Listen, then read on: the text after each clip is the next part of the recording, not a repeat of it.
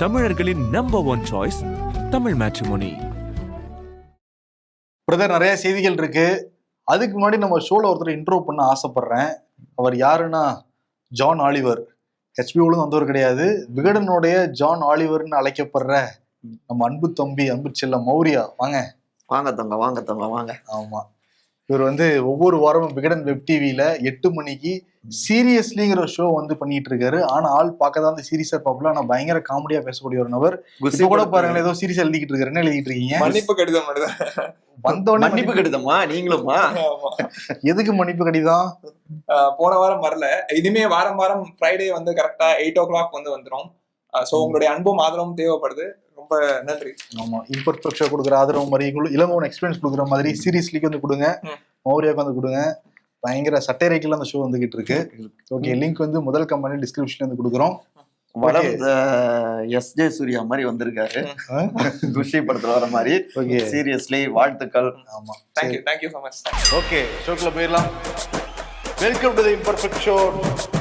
நானும் மதுரைக்காரன் தாண்டான்னு சொல்லிட்டு மதுரையில போய் இறங்கி மதுரைக்காரங்கன்னு இழிச்சு வாங்கலான்னு கேட்டிருக்காரு முதலமைச்சர் மு.க. ஸ்டாலின். மதுரையில வேலுநாச்சியார் மேம்பாலத்தை தொடங்கி வச்சிருக்காரு அவரு. நிச்சயம் அந்த மேம்பாலம் மதுரைக்காரங்களுக்கு பயனுள்ளதா வந்திருக்கும். என்ன சொல்றாருன்னா, நாங்க ஆட்சிக்கு வந்தவனே அறிவு கோயிலா இருக்கணும்னு சொல்லிட்டு கலைஞர் நூற்றாண்டு நூலகத்தை தொடங்கி வச்சோம். அதை அறிவிச்ச வேகத்துல நாங்க கட்டியும் முடிச்சோம். இப்ப பல லட்சம் பேருக்கு அது பயனுள்ளதா இருக்கு. ஆனா கீழடி ஆராய்ச்சியை முடக்க பார்த்துச்சு மத்திய அரசு. அதே மாதிரி மாட்டுத்தாவணை டைட்டில் பார்க் கொண்டு வரோம், ஆனா மெட்ரோ வேணாம்னு சொல்றாங்க. ஆனா அவங்க ஆட்சி செய்யற இந்தூர், ஆக்ராட் எல்லாம் மெட்ரோ கொண்டு வராங்க. என்ன மதுரைக்காரங்களாம் இழிச்சவாங்களா அப்படின்னு கேக்குறாரு. இன்னொன்னு மதுரை ஸ்லாங்லயே பேசியிருக்காரு சிபி. யாராவது கலவரக்காரங்க வந்தாங்கன்னா மதுரை ஸ்லாங்லயே சொல்றேன், உடனேலயே தட்டி அனுப்புங்க அப்படிங்கிறாரு. என்னாச்சுன்னு தெரியல அவரு. ஏன்னா மெட்ரோ பாருங்க, 10 வருஷம் அறிவிக்கப்பட்டதாவே இருக்கு, இன்னும் வரவே இல்லை. நாங்க ஆட்சிக்கு 4 வருஷத்துல அவ்வளவு திட்டங்கள் பண்ணிருக்கோங்கிறத சொல்றாரு. இப்ப 10,000 கோடியில 358 திட்டங்கள் ரெடியா வேற இருக்கான் தமிழ்நாட்டுக்கு. இன்னும் எய்ம்ஸ் வேற வரல அங்க. ஆமா, இவங்க எய்ம்ஸ் கொண்டு வரேன்னாங்க. அதெல்லாம் விட்டுட்டு இந்த விஷயத்த, இன்னொரு விஷயத்த எடுத்து கையில எடுத்து விளையாடுறீங்களே. செங்கல் எடுத்துட்டு வந்தாப்புல உதயநிதி 2021 எலெக்ஷன்ல. இப்ப 2026 எலெக்ஷன் வரப்போகுது. இப்ப செங்கல் கொஞ்சம் பில்டிங்கா மாறி இருக்கு. ஆனா இன்னும் திறப்பு விழா நடக்கலைங்கிறது சோகமான விஷயம் தான் மதுரைக்காரங்களுக்கு. அதனாலதான் அவங்களும் இதா இருக்காங்க. இன்னொரு மதுரைக்காரரும் வேற ரூட் எடுத்திருக்காரு அவரு. ஏங்க, திருப்பரங்குன்ற விவகாரத்துல நான் பாஜகவோட இதெல்லாம் நாங்க உடன்படல அப்படின்னு பேசியிருக்காரு. விஞ்ஞானி தான், அவரே தான், செல்லூர் ராஜு. உடன்படலை. அப்ப கூட்டணி இருக்காங்களே. இல்ல, எடப்பாடி பழனிசாமி உடன்படுறாரு. இல்ல, எதுல உடன்படுறாங்கன்னா, இப்ப நயினார் நாகேந்திரன் அவரை கைது பண்ணாங்க, அதெல்லாம் நாங்க கண்டிக்கிறோம். அதே நேரத்துல நாங்க இந்த போராட்டத்துக்கு போனோமா, நாங்க ஆர்ப்பாட்டம் பண்ணுமா சொல்லுங்க அப்படின்னு பொங்கி இருக்காரு செல்லூர் ராஜு. ஒன்னும் புரியவே இல்லையே. நயினார் நாகேந்திரன் கண்டிக்கிறாங்க, ஏன் கண்டிக்கணும்? அப்ப அவர் பண்றதுக்கு ஆதரவு கொடுக்கறதுனாலதான் கண்டிக்கிறாங்க. அத இங்க ஜெயக்குமார் சொல்லியிருந்தாரு, எது மரபு அதை கடைபிடிக்கணும்னாரு. எடப்பாடிக்கு எதிரான ஒரு ஸ்டேட்மெண்டா இருந்துச்சு. இப்போ செல்லூர் ராஜு அதே டெக்ல தான் வராங்க. இப்போ அதிமுகவுக்குள்ளேயே பல குரல்கள் இருக்கு போல தெரியுது. ஆனாலும் அதிமுகவே யாரோட குரல்னு கேள்வியெல்லாம் இருக்கு. அமித்ஷா குரலா அப்படின்ட்டு. ஆக மொத்தம் பிரச்சனை. இன்னைக்கு கூட ஏதோ சூரியமூர்த்தி அவர் மறுபடியும் உச்ச நீதிமன்றத்துக்கு மேல்முறையீடு செஞ்சிருக்காரு போல, அந்த இரட்டை இலை சின்னம், அந்த அதிமுக பொதுச் செயலாளர் விஷயத்துல. ஆக மொத்தம் இவங்க பொதுக்குழு கூட்டத்துக்கு முன்னாடியே எத்தனை பிரச்சனை ஒரு எடப்பாடிக்காரர் இருக்கு. ஆமா, நாளைக்கு வர அதிமுக பொதுக்குழு சேர்க்கல கூட போறாங்க வானகரத்துல. என்னென்ன அட்ராசிட்டி பண்ண போறாங்கன்னு போகதான் தெரியும். அதிமுகலே என்ன அட்ராசிட்டி ஆகுங்கிறதும் அன்னைக்கு தான் தெரிய போகுது. விஜய் நாளைக்கு பாண்டிச்சேரியில பேச போறாரு. பாண்டிச்சேரியில ரோட் ஷோக்கு அனுமதி கேட்டுட்டே இருந்தாங்க, கொடுக்கவே கிடையாது. காரணம், கரூர்ல 41 பேர் உயிரிழந்ததுதான் ரீசன். சரி, இப்ப திறந்த வெளியிலேயாவது நாங்க இதை நடத்திக்கிறோம்னு சொன்னதுனால அனுமதி கொடுத்துருக்காங்க. உப்பளம் துறைமுக வளாகத்துல நாளைக்கு நடக்க போகுது. 12 மணிக்கு விஜய் பேசுவான்னு சொல்றாங்க. 11 மணிக்கு அங்க வந்துருவாராம். காலையில 11 மணிக்கு. காலையில 11 மணிக்கு முன்னாடியே வந்துடுறாரு 1 hour. ஆமா, இதுல என்ன, பாண்டிச்சேரிக்காரர்கள் மட்டும்தான் அனுமதி கொடுத்துருக்காங்களாம். QR கோடு மூலமா தான் எல்லாரும் உள்ள போகணும், வெளியே வரணுங்கிறதையும் சொல்லியிருக்காங்க. அதே மாதிரி பெண்கள், குழந்தைகள், முதியோர்கள் யாருக்கும் அனுமதி இல்லைங்கிறதையும் குறிப்பிட்டிருக்காங்க. வரப்போறவங்களுக்கு சேர்ல எதுவுமே கிடையாது, ஜஸ்ட் நின்று தான் பார்க்கணுங்கிறதையும் சொல்லியிருக்காங்க அவங்க. ஆனா நிறைய பக்கம் கேட்லாம் ஓப்பன் ஆகிருக்கணும். அதே மாதிரி தண்ணீர் வசதி இருக்கணும், கழிப்பறை வசதி இருக்கணும், ஆம்புலன்ஸ் வசதி எல்லாத்தையுமே விஜய் டிவிக்கு ஏற்பாடு பண்ணணுங்கிறதையும் சொல்லியிருக்காங்க. ஏன்னா கரூருக்கு பிறகு அடுத்து நடக்கிற ஒரு பெரிய திறந்த வெளி கூட்டம் அப்படிங்கிறதுனால ரொம்ப கவனமா இருக்காங்களாம் விஜய் தரப்பு. அதர் ஸ்டேட்ல வேற நடக்குது இல்ல. ஆமா, புதுச்சேரிக்காரங்க தான் அங்க போவாங்கன்னு எப்படி கண்டுபிடிப்பாங்களாமா? 5000த்துல ஆதார் கார்டு இருக்கு, ஏதாவது வச்சிருக்காங்கல்ல, அதெல்லாம் ஃபுல்லா பார்த்துதான் அனுமதி கொடுக்கலாம். அப்புறம் ஈரோட்ல வேற 16ஆம் தேதி விஜய் வருவாங்கலாம் சொல்ல ஆரம்பிச்சிருக்காரு நிர்வாக பொதுச் செயலாளர் செங்கோட்டையன். எங்க ஆட்சி தாங்க 2026 இப்பவே சொண்டு விடுறாரு. இது சின்னலாம் கிடைச்சிருச்சாமா பிகிலா என்னன்னு தெரியல. அது என்ன சொல்றாரு, சின்ன விரைவில் அறிவிக்க போறோம், அது அறிவிச்சுனே பாருங்க எதிர்கட்சி எல்லாம் நடுங்க போறாங்க, எல்லாருக்கும் பயம் வர போகுது 2026 ஏதோ ஒரு ஆட்சி தாங்கிறாரு அவரு. அந்த வாரி முகால்ல ஒரு தனியார் இடங்க அனுமதி வந்து கேட்டிருக்காங்களாங்க. அனுமதி கொடுத்தோடனே அரசாங்கம் என்னென்னலாம் கட்டுப்பாடு விதிக்கிறாங்களோ அதுக்கு உட்பட்டு நாங்க கூட்டத்தை நடத்தியே தீருவோம்னு சொல்றாரு செங்கோட்டையன். ஆனா இன்னொரு இடத்துல பக்கத்து டிஸ்ட்ரிக்ட்ல ஞாயிற்றுக்கிழமை ஏதாவது நான்வெஜ் சாப்பிடணும்னு நினைச்சாங்களான்னு தெரியல, நறுக்குன்னு ஒரு போலீஸ் ஏட்டோட கையை பிடிச்சி கடிச்சிட்டாங்க தாவேகா தொண்டரு. அது ஏன் போலீஸ் கையை போய் கடிக்கிறாங்க என்னன்னு கொஞ்சம் நல்லா இருக்கும் நினைச்சாங்கன்னு தெரியல. இது எங்க மணமகிழ் மன்றம் அப்படின்னு புதுசா ஓபன் பண்ணாங்க. அந்த அந்த விஷயத்துக்கு எதிராக ஒரு போராட்டம் தருமபுரி பாலக்கோட்ல அங்க பண்றாங்க தாவேக்காவினர். போராட்டம் பண்ணிட்டு இருக்கிற நேரத்துல அங்க போலீஸ் இவங்களுக்கு அந்த தள்ளுமுள்ளு சில விஷயம்லாம் நடக்குது. டக்குன்னு பார்த்தா அந்த நீங்க டிவிலாம் பார்த்துருந்துருப்பீங்க, போலீஸ் இப்படி தடுத்துட்டு இருக்காரு, அவர் கையை பிடிச்சி நல்லாவே கடிச்சிடுறாரு.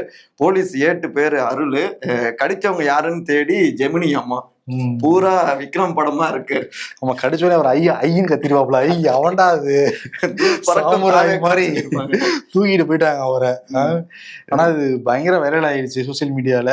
முக்கியமா டிஎம்கே விஜய்க்கு இதா இருக்கவங்களா எடுத்து இப்ப பாத்தீங்களா, இதுதான் நாங்க தற்கொலைங்கிற யாராவது போலீஸ் கைப்ப கடிப்பாங்களா? அதை அப்படிலாம் சொல்லக்கூடாதுங்க. அவங்க வந்து ஆச்சரிய அறிகுறி, மாற்றத்தின் அறிகுறி விஜயோடைய லாங்குவேஜ்ல சொல்லணும்னா அவங்க அப்படி சொல்றாங்க, இவங்க விமர்சனம் பண்றாங்க. இவங்க விமர்சனம். ஆமா. இன்னொரு பக்கம் டிடிவி தினகரன் அவர் என்ன சொல்றாருன்னா, பாருங்க விஜய் வந்ததுனால தமிழ்நாடு அரசியல பெரிய மாற்றம் நடந்துகிட்டே தான் இருக்கு. இப்ப என்டிஏல இருக்கிறவங்க பல பேர் வெளியே வந்துட்டாங்க, அவரே சேர்த்தான் சொல்றாரு. அவரு ரொம்ப ஸ்ட்ராங்கா ஃபார்ம் பண்ண முடியல. இப்படியே வந்து போச்சுன்னா என்டிஏக்கு 3வது இடம் தான். டிஎம்கே கூட்டணி கொஞ்சம் பலமா இருக்க மாதிரி தான் தெரியுது. பட் அண்டர் எஸ்டிமேட் பண்ணக்கூடாது எதிராளிகளையுமே. விஜய் கொஞ்சம் கூட்டணியை பலப்படுத்தினாரு அப்படின்னா முதலிடம் கூட ஒரு வாய்ப்பு இருக்கு. பட் 3வது இடம் தான் என்டிஏக்குங்கிறத இன்னைக்கு எழுதியிருக்காப்புல. விஜயே மாற்ற மாதிரி தான் பாண்டிச்சேரி போறாரு, தமிழ்நாட்டுல இடம் இல்லாம. அங்கேயும் கூட இது ரோட் ஷோக்கு வாய்ப்பு இல்லை. ஆனா டிடிவி டைரக்டாவே டிவிக்கு ரூட் எடுத்துருக்காருங்கிறது தெரியுது. கொஞ்சம் வந்து எடப்பாடி பிள்ளையார் சொல்லி போட்டாருன்னு சொன்ன உடனே பதறிட்டாப்புல மனுஷன். இப்பதெல்லாம் இல்லைன்னு கொஞ்சம் ரிலாக்ஸ் ஆகி விஜய் ஃபுல்லா சப்போர்ட் பண்ணிக்கிட்டு இருக்காரு. கூடிய விரைவில் அறிவிப்பு வரலாம்னு சொல்றாங்க. 10ஆம் தேதி பொதுக்குழு கூட்டம் முடிஞ்ச பிறகு இங்க ஏதாவது ஒண்ணு நடக்கலாம். ஏடிஎம்கேல நடந்து முடிஞ்ச உடனே அதான் 15ஆம் தேதி தேதி குறிச்சிருக்காருல்ல ஓபிஎஸ். ஆமா, நேத்து வேற கோவையில அந்த அதிமுகவுடைய தொண்டர் உரிமை மீட்பு குழுவுடைய மாவட்ட கழகம்னு மாத்திட்டாருங்க. சிபி குழுன்னா இருக்குல்ல, அதுலயும் குழுன்னு தான் வந்திருக்கா அறிக்கையில. கழகம்னு மாத்த போனாராங்க. டெல்லியில போய் நினைச்சுன்னு தெரியல. அமித்ஷா வந்து பாத்துக்கலாம் விடுங்க ஏதாவது சொன்னாரான்னு தெரியல. அதெல்லாம் அந்த மாதிரி எதுவும் ஐடியாவே இல்லைன்ட்டு போனாப்புல ஜெயலலிதா நினைவு அன்னைக்கு. அங்க வந்து அண்ணாமலை வந்திருக்காரு. ஏன்னா ஓபிஎஸ் வந்து டெல்லி போயிட்டு அமித்ஷா மீட் பண்ண அடுத்த நாள் தான் அண்ணாமலை போய் மீட் பண்ணியிருக்காரு அவரு. இப்ப 2 பேருமே அந்த கோவை மாவட்ட செயலாளர் இல்ல விழாவில் கலந்துகிட்டு சில விஷயங்கள் பேசணும்னு சொல்றாங்க. 15 அதிரடி இருக்குங்கிறாரு ஓபிஎஸ். மழை நல்லா இருக்கியா மழை இவரு கேட்டிருப்பாரு, பண்ணிருந்தா சாட்சி விட்டாங்கன்னு சொல்லியிருப்பாரு. நீங்க பழைய பன்னீர்செல்வம் வரணும். சமீபத்துல ஒரு விவசாயி பயங்கரமா வந்து பாராட்டினாரு பிரதமர் மோடிய. கோவையில நீங்களே பார்த்துருந்துருப்பீங்க, BR பாண்டியன். ஆனா அவருக்கு என்ன இப்ப பரிசு கிடைச்சிருக்குன்னா 13 ஆண்டு சிறை தண்டனை. அதுக்கு இதுக்கு சம்பந்தம் இல்ல. சம்மந்தப்படுத்திட்டு பேசுறீங்க தானே? இல்ல, சம்பந்தப்படுத்திக்கலாம். ஏன்னா ONGC 2015 அதை சேதப்படுத்தியதாக அவர் மீது ஒரு வழக்கு, அவர் உள்ளிட்ட ஒரு 22 பேர் மீது. இது நீண்ட நாளா அப்படியே விசாரிச்சு இப்ப திருவாரூர் நீதிமன்றம் 13 ஆண்டுகள் சிறை தண்டனை அப்படின்னு விதிச்சிருக்காங்க. இன்னொரு பக்கம் இது தவறு அப்படின்னு சொல்லிட்டு, அதாவது காவிரி டெல்டா பகுதிகளில் இருக்கக்கூடியவங்க விவசாயிகள்லாம் போராட்டம் செஞ்சிருக்காங்க. இவரு இதை வந்து மாத்தணும், இது சரியில்லை அப்படின்னு சொல்லிட்டு. ஆமா, அவர் வந்து இந்த பச்சைத்தண்டு போட்டு இருப்பாப்புல அதே உடையில காவலர்கள் வந்து கைது பண்ணிட்டு போனாங்க. ஓகே, நீ வந்து சென்னையில திமுகவுடைய மாவட்ட செயலர் கூட்டம் வந்து நடந்துகிட்டு இருக்கு. அங்கேயுமே இப்ப இந்த SIR பணிகள் இந்த மாதிரியான விஷயங்கள் எல்லாத்தையுமே அடுத்து கட்ட நடவடிக்கைகள் எப்படி இருக்கணும் அப்படின்னு இது பேசியிருக்காங்க. MLAக்கள் MP சிலரும் பங்கெடுத்திருக்காங்க. அங்க பாத்தீங்கன்னா அகமதாபாத்ல அமித்ஷா பேசியிருக்காரு, திமுக ஆட்சியை துடைத்தெறிவோம், பீகார் பாணியில நீங்க பாருங்க, வெயிட் அண்ட் வாட்ச்லாம் பேசியிருக்காருல்ல. சரி, இங்க நம்ம அட்டாக் பண்ண வேண்டியது, டார்கெட் பண்ண வேண்டியது பிஜேபி தான். இப்ப ரூட் நல்லா போயிட்டு இருக்கு, அதையே ஃபாலோ பண்ணுவோம். திருப்பரங்குன்றம் விவகாரத்திலும் நமக்கு பாசிட்டிவ் தான், அதே ரூட்ல போவோம் அப்படின்னும் டிஎம்கே சைட்ல முடிவெடுத்திருக்காங்க. அதே மாதிரி ஸ்டாலின் என்ன சொல்லியிருக்காரு அப்படின்னா, எதிராளிகளை நம்ம குறைச்சு மதிப்பிட முடியாது, மதிப்பிடவும் கூடாது, நம்ம ரொம்ப ஸ்ட்ராங்கா இருக்கணும், இன்னும் வேலையில தீவிரப்படுத்தும் உத்தரவு வந்து போட்டிருக்காங்க. இன்னைக்கு சென்னையில வந்து நடந்துகிட்டு இருக்குல்ல, அதே மாதிரி சென்னையில இண்டிகோ ஃபிளைட்டு 71 விமானம் வந்து கேன்சல் செய்யப்பட்டிருக்கு. ஆவரேஜா ஒரு நாளைக்கு 50 to 70 விமானம் வந்து கேன்சல் செய்யப்பட்டு இருக்கான். இப்ப என்ன சொல்றாங்கன்னா, இண்டிகோ 15ஆம் தேதிக்கு மேல கம்ப்ளீட் எல்லாம் சரியாயிடும், 11ஆம் தேதிக்கு மேல வந்து ஆவரேஜ் எல்லாம் நாங்க பண்ணிடுவோங்கிறாங்க.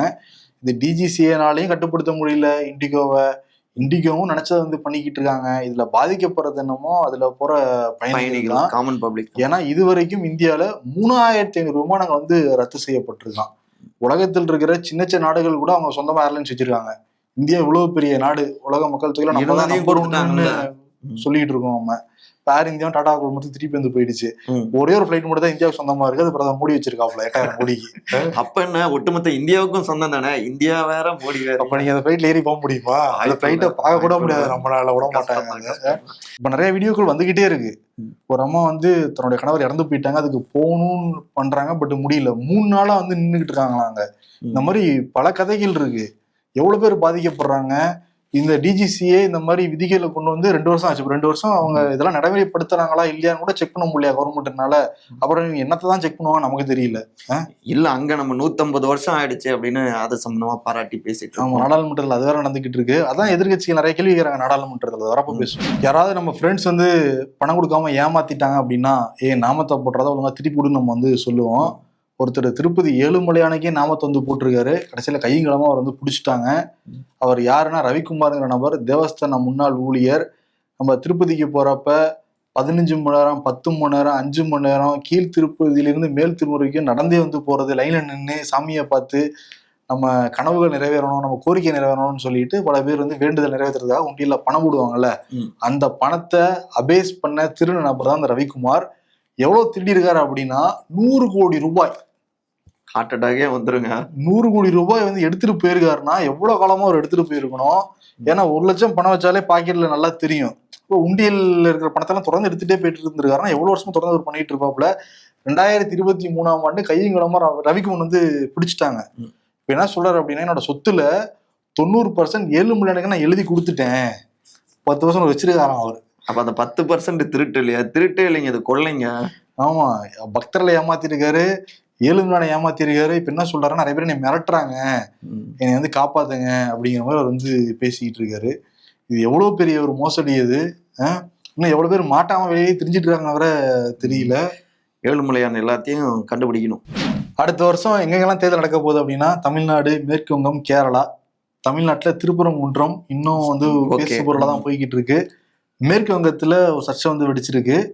அங்க வந்து திரிணாமுல் காங்கிரஸ் எம்எல்ஏ ஹுமாயூன் கபீருங்கிற ஒரு நபரு, பாபர் மசூதி இடிக்கப்பட்ட அன்னைக்கு நான் வந்து மேற்கு வங்கத்துல பாபர் மசூதி கட்டுவேன், அதே வடிவில் கட்டுவேன்னு சொல்லி ஒரு சபதம் போட்டவர். டிசம்பர் 6 போய் அடிக்கல் நாட்டியிருக்காரு ராஜீவ் நகர் அப்படிங்கிற ஒரு பகுதியில. அதுக்கு மத போதகர்கள் நிறைய பேர் வந்து அதுக்கு ஆதரவும் தெரிவிச்சிருக்காங்க. நிறைய பேர் செங்கல் கூட கொண்டு வந்ததா வந்து சொல்றாங்க. அங்க அந்த மதத்தின்படி பூமி பூஜையும் வந்து நடந்திருக்கு. அங்க காவலுக்கு இருந்த போலீஸோ இல்லை ரிசர்வ் போலீஸோ தடுக்கவே கிடையாது. ஆனா வந்து மம்தா பானர்ஜி அவர் கட்சியை விட்டு இடைக்காலமா நீக்கி வச்சிருக்கிறதாவும் சொல்றாங்க. இதுக்கு நடுவுல நாங்க வந்து அங்க ராமர் கோயில கட்டியே தீருவோங்கிறாங்க பாஜக. மத்திய அமைச்சர் சுகந்தாங்கிற நபர், நாங்க வருவேன், பூமி பூஜை நான் போடுவேன் ராமருக்கு அப்படின்னு சொல்லிட்டு பேசியிருந்தாரு, வரல. ஆனா போட்டதான் வந்து சொல்றாங்க. இதே மாதிரி மேற்கு வங்கத்துல இன்னொரு பிரச்சனை நடந்துட்டு இருக்கு. மல்டா அப்படிங்கிற மாவட்டத்துல ஆதினா மசூதின்னு ஒரு மசூதி இருக்கு. அதுல 1867ஆம் ஆண்டு அந்த மசூதி இருந்த இடத்துல ஆதிநாத் கோயில் இருந்துச்சான். அதை இப்ப கட்டணும்னு சொல்லிட்டு பிஜேபி அங்க வேற இப்ப கிளம்பியிருக்காங்க. ஹிஸ்டரி வாத்தியாரா இருந்திருக்காங்க, புதுசா வரலாறு கண்டுபிடிக்க. 1867 சுமார் 250 வருஷத்துக்கு முன்னாடி. அது இப்போ நம்ம வாழ்ந்துட்டு இருக்கிற பல பகுதிகள் வந்து 250 வருஷத்துக்கு முன்னாடி காடா இருந்திருக்கும், இதா இருந்திருக்கும். அப்ப அந்த இதை மாத்திட்டு போயிட முடியுமா நம்ம? இப்ப எது இருக்கோ அதை வச்சு வாழ்றது, சகோதரத்துவம் வாழ்றதான்னு ஒரு நல்ல நாட்டுக்கு அழகா இருக்க முடியும். அங்க இருக்கிற பிஜேபி தொடர்ந்து இதை பண்ணுதுன்னு சொல்றாங்க. பட் மம்தா அரசு என்ன பண்றாங்கன்னா இவங்க தான் தூண்டுதலுக்கு காரணமே சொல்லிட்டு பிஜேபியும் சொல்றாங்க. இங்கேயே பெரிய சர்ச்சையா போயிட்டு இருக்கு மேற்கு வங்கத்துல. இங்கே வராங்களா? அன்னைக்கு நம்ம பேசின மாதிரிதான், அயோத்தியா நாங்க தமிழ்நாட்டை மாறினா என்ன தப்பு மதுரையில அப்படின்னு பேசினார்ல. என்ன விலை கொடுக்குறாங்கன்னா ராமராட்சி கொண்டு வருவோங்கிறாங்க. இப்ப இருக்கிற ராமராட்சியை அவங்க சொல்ல வராங்களா இல்ல முன்னாடி நடந்த பிரச்சனையை சொல்ல வராங்க? உள்நோக்கம் எல்லாருக்குமே இங்க தெரியும். தமிழர்கள் அவ்வளவு முட்டாள்கள் கிடையாதுல்ல. அதான் இங்க சிஎம் இங்க மதுரையில பேசுறப்ப அங்காளி பங்காளி அப்படின்னு சகோதரத்தோட மத சார்பு இல்லாம எல்லாரும் பழகுறோம் அப்படின்னு சொல்லியிருக்காரு, ஹிந்து முஸ்லிம்ஸ் அப்படின்ட்டு. உடனே அதுக்கு ரைமிங்கா நானும் பதிலடி கொடுக்குறேன் நைனாரு, நாங்களும் தான் மாமா மச்சானா பழகலையா முஸ்லிம்ஸோட அப்படின்னு பேசியிருக்காரு.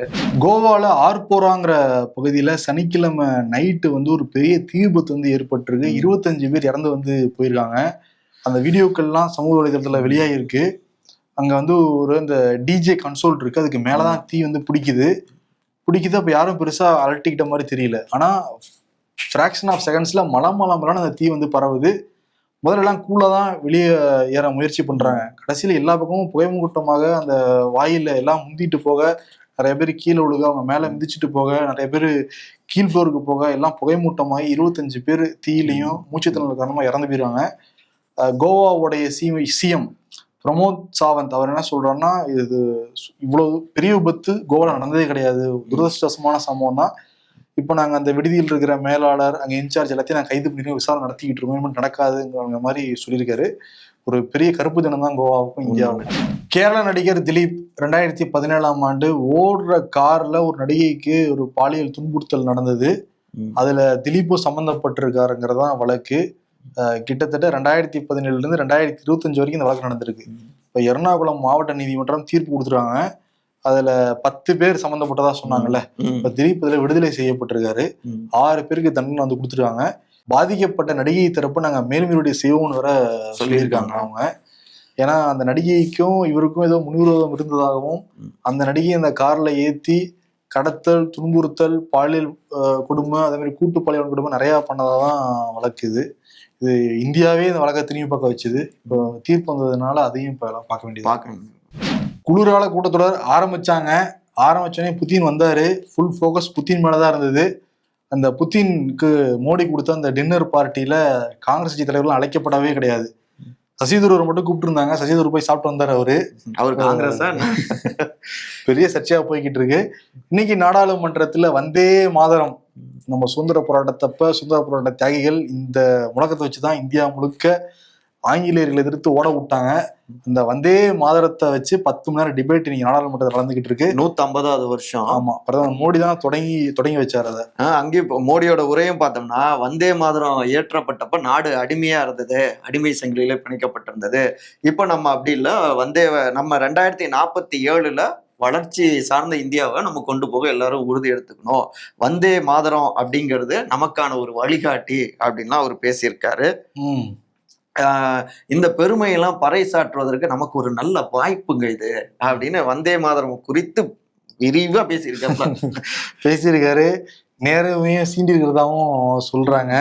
அதுக்கு தான் என்ன சொல்றாருன்னா, மக்களவையில நடைபெற இந்த விவாதத்துல கலந்துகிட்ட கௌரவ் கோகாய், காங்கிரஸ் கட்சியோட தலைவர், இவர் என்ன சொல்றாரு அப்படின்னா, பிரதமர் மோடி வேணுக்கு முன்னே ஒவ்வொரு விவாதத்தப்ப நேரு குற்றச்சாட்டுறாரு. நேரு மீது ஒரு ஊழல் குற்றச்சாட்டாவது உங்களால சொல்ல முடியுமா? வந்தே மாதரத்தை வச்சு இப்ப அரசியல் பண்றாரு பிரதமர். நாட்டில் இப்ப தேசப்பாடலோட பல முக்கியமான பிரச்சனை இருக்கு, அதுல இருந்து திசை திருப்புறது தான் அப்படி பண்றாங்கன்னு வைக்கிறாங்க. இதுல முக்கியமா மாநிலங்களவை உறுப்பினர் ரஞ்சித் ரஞ்சன் என்ன சொல்றாரு அப்படின்னா, நாடாளுமன்றத்துல நாங்க என்ன வரலாறு பாடம் கற்கிறதுக்காக நாங்க உள்ள வந்துகிட்டு இருக்கோம், அதை காற்று மாசுபாட்டை குறைக்கிறதுக்கு இந்த வரலாறு பாடம் எங்கேயாவது உதவுமா? அதே மாதிரி மணிக்கணக்கில் அந்த விமான நிலையத்துல காத்திருக்காங்க, அதுக்கு இது ஏதாவது உதவுமா? 4 மடங்கு கட்டணம் வசூலிக்கிறாங்க விமானத்துல, இதை பத்தி பேச அந்த பிரச்சனை எல்லாம் தீர்வாகுமா? தற்போதைய பிரச்சனை காற்று மாசுபாடு, விமான நிலைய பிரச்சனை சாருங்கிறது தான். இதுக்கெல்லாம் ஏன் பதிலே சொல்ல மாட்டேங்கிறாங்கன்னு கேள்வி கேட்டிருக்காங்க. இல்ல, உண்மைதான் சிபி. எந்த முக்கியமான மக்கள் சார்ந்த பிரச்சனைக்கு ஒரு நேர்ல போகவே மாட்டேங்கிறாரு பிரதமர் மோடி. மணிப்பூர் ஆகட்டும், இல்ல இங்க தமிழ்நாட்டுல நமக்கு கல்வி நீதி கிடைக்காம இருக்கிறதாகட்டும், பல பிரச்சனை, கேரளாவில் நடந்த அந்த புயல், இப்படி பல விஷயங்கள் இருக்கு. ஆனா இந்த மாதிரியான விஷயம்னா உடனே போயிடுறாரு, வந்தே மாதரம் அப்படின்னு அங்க போயிடுறாரு. இப்ப நாளைதான் சார் பிரச்சனையை பேச போறதா சொல்றாங்க நாடாளுமன்றத்துல. பல கேள்விகளோட தயாரா இருக்காங்க எதிர்கட்சிகள். அதையும் பார்க்கலாம்.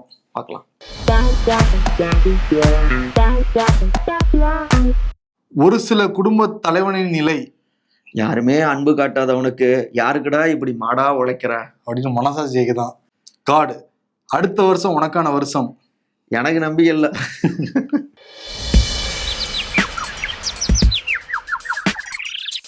காதல் எனும் தேர்வு எழுதி காத்திருந்த மாணவன் நான். பாட்டுங்க. அப்ப பாஸ் ஆகிட்டீங்களா? அதான் இல்ல, ஃபெயில் ஆகி அரேஞ்ச் மேரேஜ் பண்ணிக்கிட்டேன். தலைக்கணம் என்ற மொட்டை மாடிக்கு செல்லும் முதல் படிக்கட்டு தற்பெருமை தான். அரசியல்ல இதெல்லாம் சாதாரணமாப்பா. நாட்டுல ஒன்றுலையும் பல பிரச்சனை இருக்கு.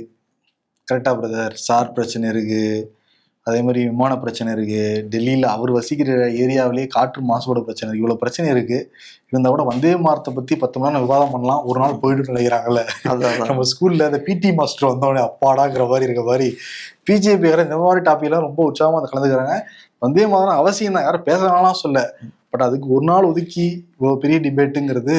மக்கள் பிரச்சனைகளுக்கு அந்த மாதிரி நீங்க ஒதுக்க மாட்டேங்கிறீங்க. அதனாலதான் அதை மறக்கடிக்கிறதுக்கு இந்த மாதிரி திடீர்னு வாத்தியார் வேலை பார்க்க ஆரம்பிச்சிடுறீங்களே அப்படின்னு கொதிக்கிறாங்க. அதான் அந்த வாத்தியாருங்கிற விருது வந்து கொடுத்துடலாம். நமக்கு வந்தே மாதிரம் இந்த ஸ்லோகன் மேலாம் பெரிய பட்டு இருக்கு, பெரிய மரியாதை இருக்கு, எல்லாம் இருக்கு. இருந்தா கூட இப்ப என்னங்கிறத நம்ம பாக்கணுமா இல்லையா? பாதிக்கப்பட்ட மக்கள் பிரச்சனையை தீர்த்துட்டு நீங்க வந்தே மாதிரம் சொன்னா நாங்களும் சேர்ந்து வந்தே மாதிரம்னு சொல்லுவோம்ல. போய் நம்ம சொல்லுவோம், அது வேற மேட்ரு. இருந்தா கூட அதை பேசணுங்கிறதான நம்ம இது. அதனால வாத்தியாருங்கிற விருதை பிரதமர் மோடி வந்து கொடுத்துட்டு விடைபெறலாம். நிறைய ஆப்சென்ட் ஆகிற வாத்தியார்னு கூட வச்சுக்கலாம். நன்றி. அவன் நாடாளுமன்றத்தில் ஆப்சென்ட் ஆயிடுவார்ல. நன்றி. தமிழர்களின் நம்பர் 1 சாய்ஸ் தமிழ் மேட்ரிமோனி.